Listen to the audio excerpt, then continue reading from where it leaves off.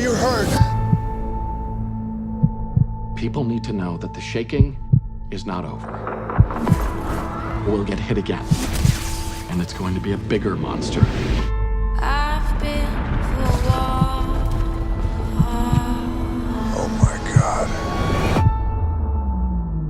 The Earth will literally crack open. And you will feel it on the East Coast. I cannot emphasize this enough. You need to get out, and I mean now. If you can't, God be with you.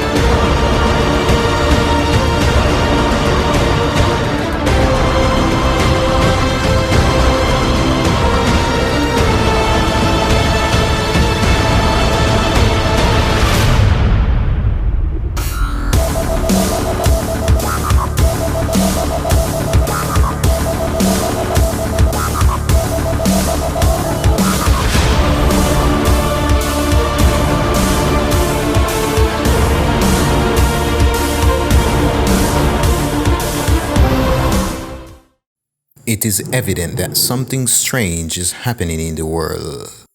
Since the beginning of the year 2016, a series of phenomena began to happen, which seems to have no possible explanation.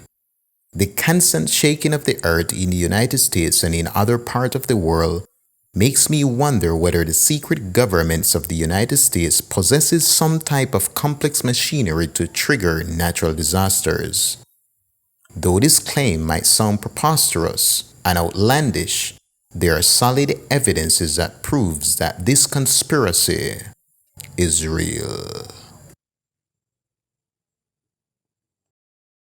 For centuries, the occult theocracy has been working behind the scenes, shaping the policies of the nations, manipulating lives, controlling the economy, and rewriting the books of history.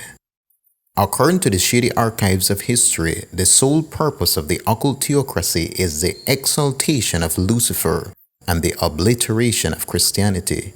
But in order to obliterate Christianity and to exalt Lucifer, it is necessary to create a global scheme to manipulate the decisions of the masses.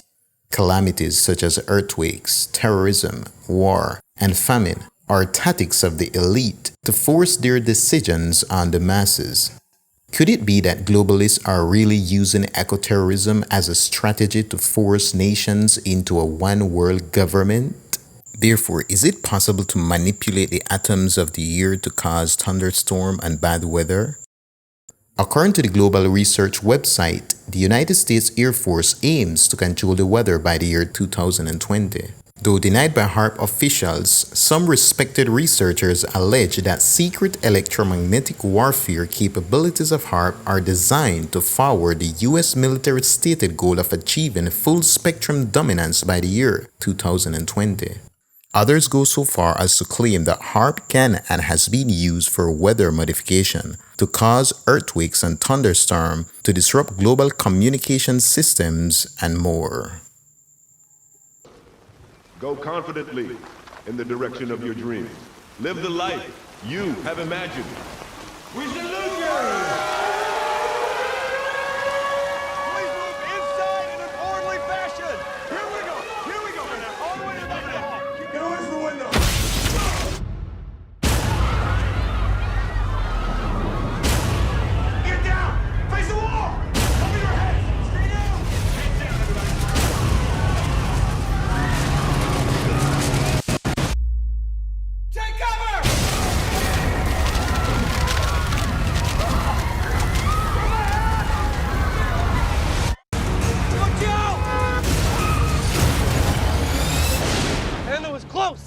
My arm hurts. All the warning sirens are down. If a tornado's coming your way, you're not gonna know it. Hey guys, it's splitting. There's another one. There's 3, 4. They're everywhere. Hang on! Let me go! I study storms all my life. And this one is bigger than any storm that has ever been.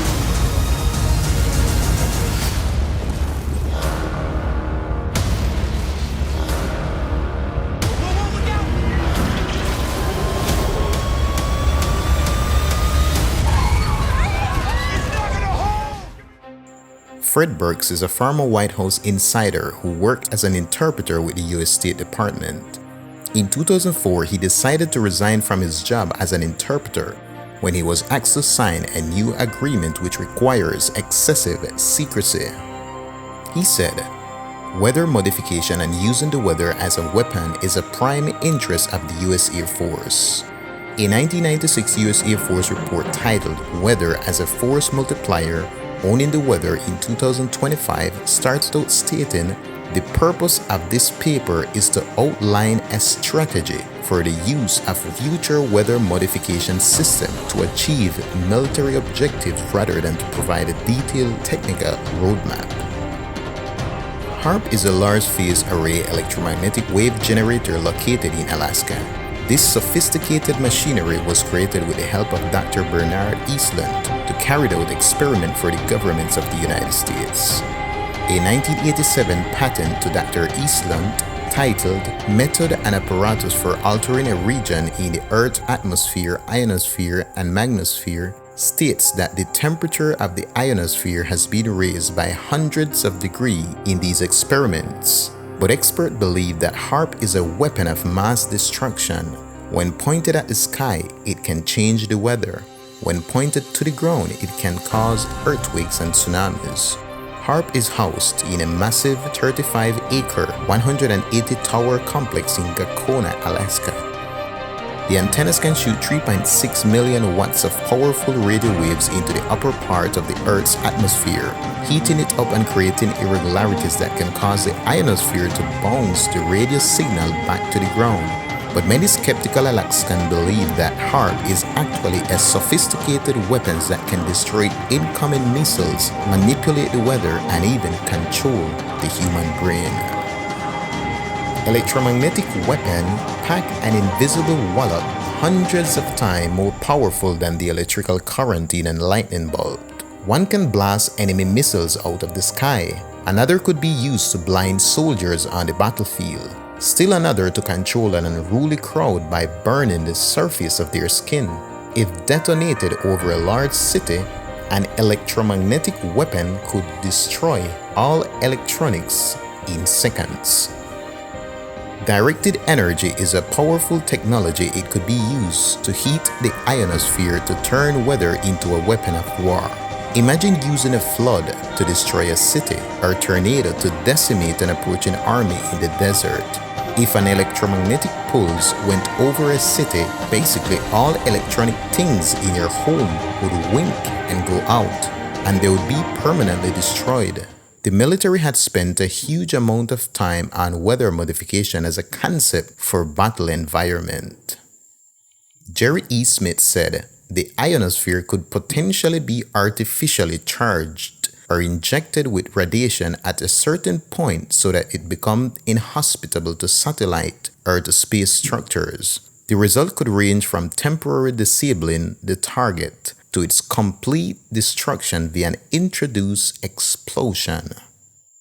Leading newspaper of New Zealand, the New Zealand Herald, published an article in the year 2000 that states that top secret wartime experiments were conducted off the coast of Auckland to perfect a tidal wave bomb, declassified files reveal. United States Defense Chief said that if the project had been completed before the end of war, it could have played a role as effective as that of an atom bomb. Detail of tsunami bomb, known as Project SEAL, are contained in 53 years old documents released by the Ministry of Foreign Affairs and Trade. If the military secretly developed a weapon which could cause tsunami over a century ago, what kind of advanced deadly weapon might be available right now? And why the general public still doesn't know about secret weapons developed over 50 years ago?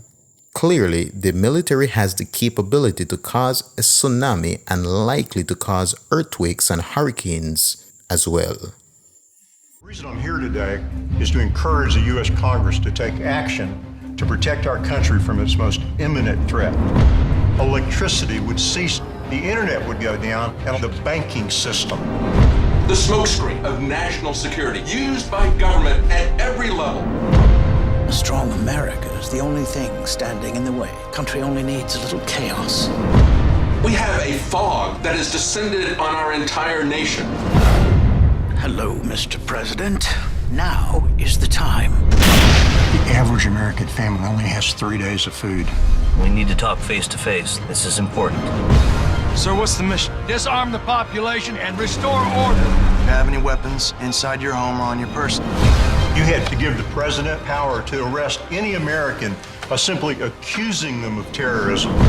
The vanity of nationalism will quickly fade. These are but the birth pangs of a new world order. I'm just so afraid of the world that you're gonna have to grow up in. This is a time, man, woman, young or old, when folks run and hide, or they pull up their bootstraps and they fight. In 1969, Dr. Delgado, while attached to the Yale School of Medicine, published his report Physical Control of the Mind Towards a Psyche-Civilized Society. After years of research with electrode embedded in the brains of chimps and humans, he stated that it was possible to control the human movement, glandular functions, specific mental manifestations, and to produce behavior indistinguishable from spontaneous activity. He wrote, "The individual is defenseless against direct manipulation of the brains because he is derived from the most intimate mechanism of biological reactivity."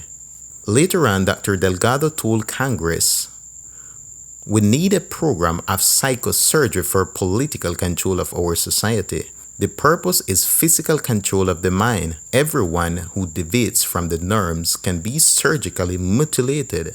Man does not have the right to develop his own mind. We must electrically control the brain.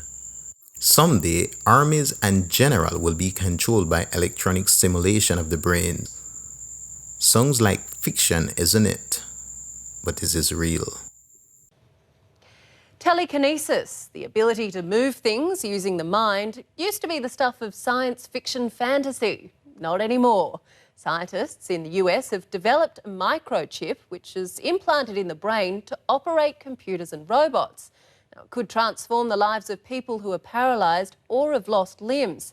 And scientists are now ready to start testing on humans.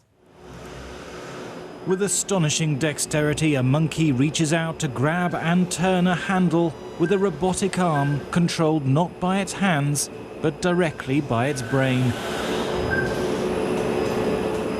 With the power of thought, it can alter the speed and direction of the arm, twisting the joints to home in on its target. It shows no signs of distress from the wires leading from electrodes in its brain to a computer. The reward for each turn of the handle, a drink of water. The mind control works through a device implanted directly into the motor cortex, the part of the brain that governs voluntary movement. Electrodes pick up pulses within the millions of neurons and send them to a computer, which deciphers the pattern and strength of the signals to move the robotic arm. At first, monkeys moved pincers to retrieve a marshmallow and feed themselves, a feat in itself, but the three-dimensional movement of a wrist is far more complex. You can see that the wrist and the arm itself orients very nicely to this doorknob so that we can twist it. I'm going to open the first email, which says congrats. At Brown University in New England, scientists have just started the first clinical trials of a similar device. BrainGate allows tetraplegic patients to control a computer cursor by thinking about moving their paralyzed hand. Next, I'm going to turn on my television. If the trials are successful, millions could benefit. Patients who've had a stroke, a degenerative disease, or a spinal cord injury. We could have a person who is paralyzed with a spinal cord injury be able to, with arm support, reach out, grab a glass of water, bring that glass to their mouth and take a drink on their own power just by thinking. That would be a huge breakthrough. Dr. Elizabeth Roster, former director of Technic Research Laboratory, bragged, "Give me the money and 3 months, and I will be able to affect the behavior of 80% of the people in this town without their knowing it. Make them happy, or at least they will think they're happy or aggressive." It was confirmed on the 14th of January 2003 that a technology of this type do exist. It is called Patent 6506-48B2, and it is able to manipulate the nervous system of the human via electromagnetic waves. The patent states the following: computer monitors and TV monitors can be made to emit weak, low-frequency electromagnetic fields merely by pulsing the intensity of the display images. Experiments have shown that 1 second Hertz sensory resonance can be excited in this manner in a subject near the monitor. The 2.4 Hertz sensory resonance can also be excited in this fashion. Hence, a TV monitor or computer monitor can be used to manipulate the nervous system of nearby people. If they can control our mood or put words in our brain without a chip, how much more can they achieve with a chip installed in the brain? According to Geraldine A. Hamilton, director of COS of Emulate, chips will be used for medical purposes. However, Jezebel Trent, the founder of ICAACT, tells us that this technology will be used to label us crazy and strip us of our freedom. In 2008, a lady in the state of Georgia by the name of Kathleen Gary made some serious claim against the U.S. Department of State of Defense. Kathleen Gary claimed that she had a microchip implanted in her against her will and that the effect from it has caused her many problems. Years ago, when we saw movies like Robocop, Eva Maria, and even EX Deus, we thought it was merely fiction, but to our surprise, it is only a glimpse of reality.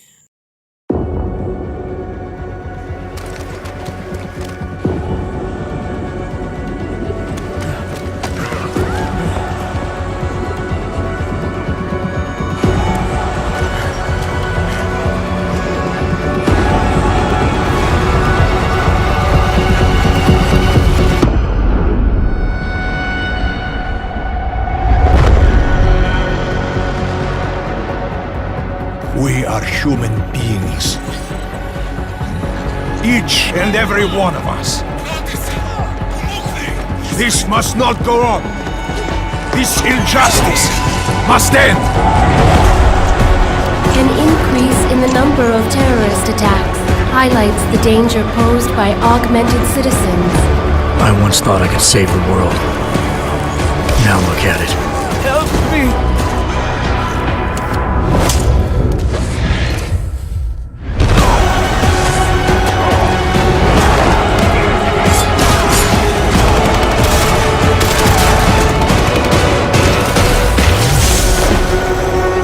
Sometimes, you just have to let go and embrace what you've become.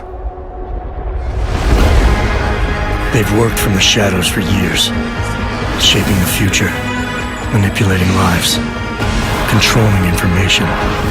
Innocents have died as they play their game. We will not sit idly by and allow our rights to be eroded out of fear and ignorance any longer. We will not be herded into ghettos and treated as outcasts. We will stop at nothing. The world is different now. The old rules no longer apply.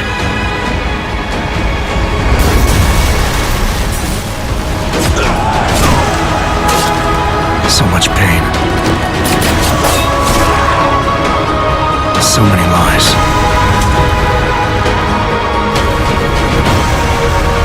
Their darkness must end.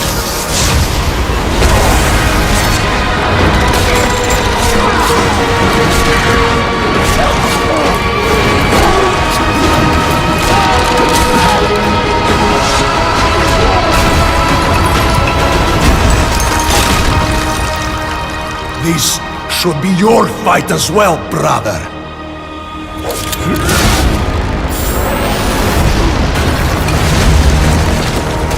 The promise of a golden age is over.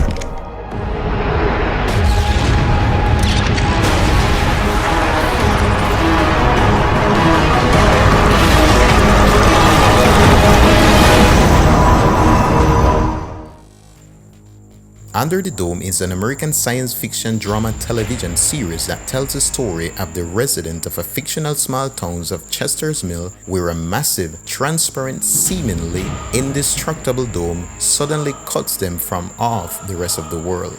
With no internet access, no mobile signals, and limited radio communication, the people trapped inside must find their own way to survive with diminishing resources and rising tensions. While military forces, the governments, and the media positioned outside the surrounding barrier attempts to break it down, a small group of people inside attempts to figure out what the dome is, where it came from, and how and when will it go away. This series was viewed by millions over the globe, but I question, are they trying to tell us what they will do with us in the near future? Is this film making allusion to the New World Order? Are they trying to tell us something? Whether this series is an allusion to the New World Order or not, it is clear that something isn't right. The tightly knit network and advanced technologies that we are under makes it clear that we are prisoners to a system that enslaves us mercilessly. How did we get here? Technology is advancing at a phenomenal rate. Artificial eyes to cybernetic limbs. The promise of a better future. We now have the choice to free ourselves from any kind of limitation. Strength, power, speed. Now I focus on what really matters. Have these augmentations really been tested? There are people who say that what is happening is unnatural, that we're playing God. But people were scared of electricity, and where would the world be without that? What happens if this technology falls into the wrong hands? Diseases or viruses that could wipe out the human race. Transhumanism is the belief that the human race can evolve beyond its current physical and mental limitations, especially by the means of science and technology. On May 10, 2014, U.S. presidential candidate of Transhumanist Party, creator of Immortality Boss, author of #1 best-selling philosophy novel, The Transhumanist Wager, Zoltan Istvan, published an article on the Huffington Post online magazine where he pinpointed the aim of the transhumanist movement. He said, "Transhumanism literally means beyond human. The transhumanists consist of life extensionists, techno-optimists, singularitarians, biohackers, roboticists, all proponents, and futurists who embrace the radical science and technology to improve the human condition. The most important aim for many transhumanists is to overcome human mortality, a goal some believe is achievable by the year 2045.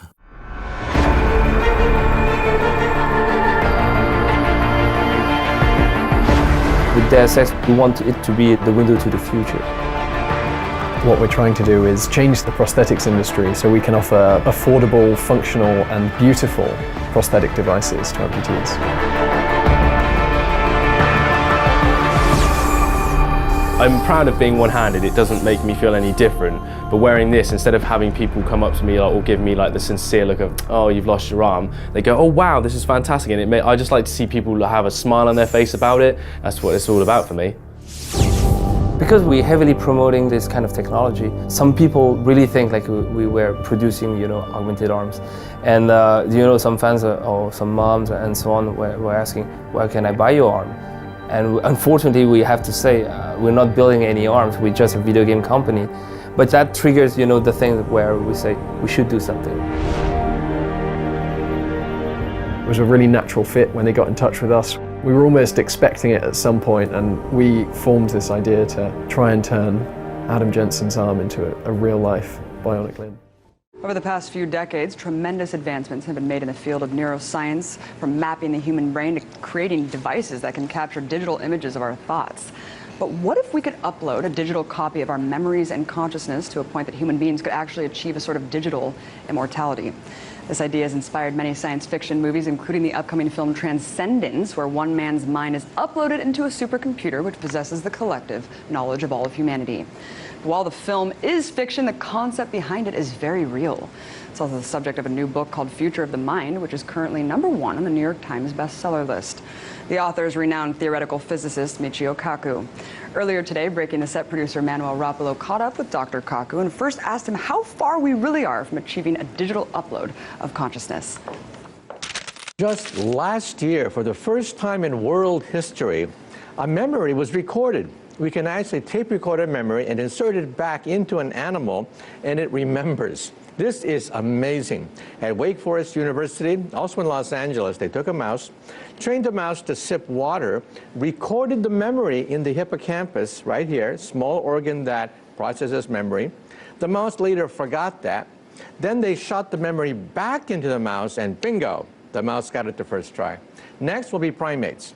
Perhaps a monkey eating a banana will record that memory and insert it back in. And the short-term goal is to create a brain pacemaker for Alzheimer's patients. In the future, we're going to have millions of people who forget where they live, wander around. Why not have a button?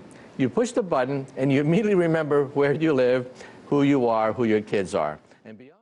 I'm presidential candidate of the Transhumanist Party. We're a small third party in America, and we're trying to use a platform of science and technology. Our main goal is to bring science and technology into politics. Right now, we have a lot of other major candidates that just seemingly don't want to talk about it. So the Transhumanist Party and my presidential candidacy aim to elevate science and technology to the forefront of American politics so that we can discuss it and hopefully put a lot more resources into it. Transhumanism literally means beyond human, but we are a social movement of a couple million people who want to use science and technology to live indefinitely and also to radically modify the human being and to modify the human experience. So that can be anything from driverless cars to bionic limbs to even cranial implants, where we might use certain types of technology one day to upload our minds into machines. Although transhumanism aims to transform the human condition by developing and creating widely available sophisticated technologies to greatly enhance the human intellectual, physical, and psychological capacities, there are many evidences that tells that there is a more sinister plan to this movement. We want to change the culture of America by putting forth a Bill of Rights that endorses and mandates the government to spend money on life extension research as opposed to bombs and all the other things that they spend money on. One of the things that's come up in your campaign is that you actually favour the idea of the one world government, or even just America, being run essentially by a robot. Lots of people hear that and they go, whoa, that's crazy. Why do you think it's not crazy? Well, when you think about what robots are going to be or what an artificial intelligence is going to be, it's going to be something that we program.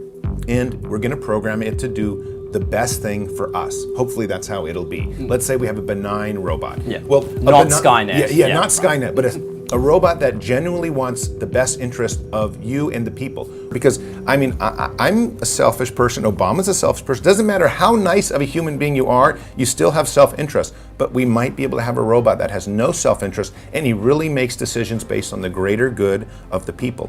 Today, Seraph Industries signed a new historic military deal. I know that they are creating mass quantities of military-grade augmentations. I've seen testing on them, and it's very scary types of alterations. They want to systematically turn us into machines and pump us full of their drugs. You have to take Neuroquizine, one of the most dangerous and addictive drugs that exists in the world today. You'll have to take this drug for the rest of your life. If you don't, your body will reject your augmentations. It's a drug that's priced so highly that we are now seeing cases of high-profile people who are now out on the streets and they are begging. They are begging for drugs. They'll have their technology in your body. They could have the power to turn off your limbs, the potential to turn off your eyes. They'll be able to send messages to your brain and control your thoughts as if they have the power of God. On June 23, 2016, another transhumanist article was published by Zoltan Istvan stating the following. I write these words as a man who believes that one day America, the European Union, and other nations around the world will likely unite under one democratic elected world government, making the European Union an all-important test of the future. Technology will introduce this geopolitical change. Technology will eradicate people's differences and bring us all closer to one another. Technology will change the need for multiple languages, for multiple cultures, for multiple currencies, for multiple legal systems, even for multiple personal meanings. The facts are obvious to those who work in science and technology. Humans are evolving into cyborgs, and one day soon we will all evolve into machines and be permanently interconnected through data and code. It's the fate of evolution and progress.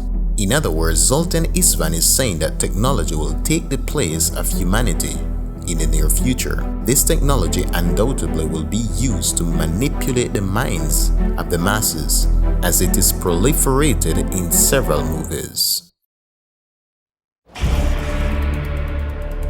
We designed them to be trusted with our homes,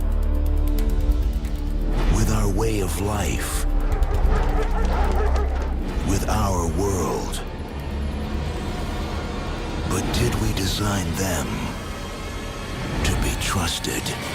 The rollout of USR's new generation of robot, the NS-5, was marred by the death of designer Alfred Lanning. Identify.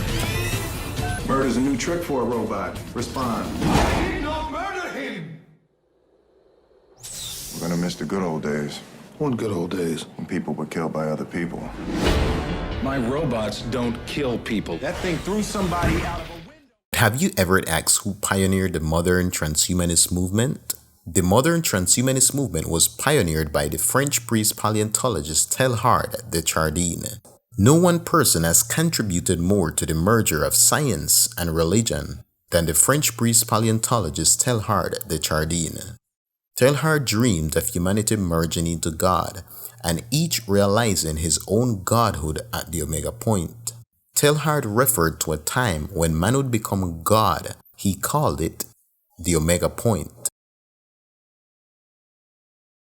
I want you to listen very carefully to what physicist and human researcher Richard Seeds has to say about transhumanism. We are going to become gods. Period. If you don't like it, get off.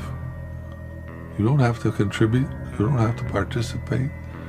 But if you're going to interfere with me becoming God, you're going to have big trouble. And we'll have warfare. The only way you can prevent me in this 50 or is to kill me. If you kill me, I'll kill you. Did you heard what he said? He said that we are going to become God. What calls my attention the most is how he made the statement. He made it boldly and with certainty, even though he thinks he's right. When I saw this video, it took my mind back to Eden, where Lucifer told Eve that if she partake of the forbidden tree, she would become God. And the serpent said unto the woman, Ye shall not surely die. For God doth know that in the day ye eat thereof, then your eyes shall be opened, and ye shall be as gods, knowing good and evil. There is no reason to fall for this lie, for the Bible tells us clearly that God is the only one that possesses the gift of immortality. Now unto the King eternal, immortal, invisible, the only wise God, be honor and glory forever and ever. Amen. Transhumanism is nothing else but a deception of Satan, through which he plans to dominate humanity and the world. It represents his ultimate desperate effort to control the life of each individual through the use of technology. This is corroborated by the statement told by the Jesuit geopolitical leader Zbigniew Brzezinski. The technotronic era involved the gradual appearance of a more controlled society. Such a society would be dominated by an elite and restrained by traditional values, Soon it will be possible to assert almost continuous surveillance over every citizen and maintain up-to-date complete files containing even the most personal information about the citizen. These files will be subject to instantaneous retrieval by authorities. In the technotronic society, the trend would seem to be towards the aggregation of individual support of millions of uncoordinated citizens, easily within the reach of magnetic and attractive personalities exploiting the latest communications techniques to manipulate the emotions and the reasons.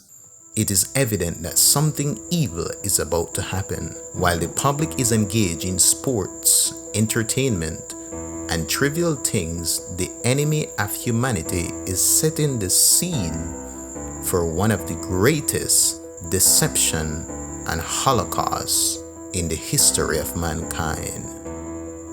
Though they are telling us what they are doing, yet there are many who are skeptical about their plans. But despite what the enemy plans to do with us, Jesus promised that he is coming back and he will rescue us from this system and carry us to his Father's home.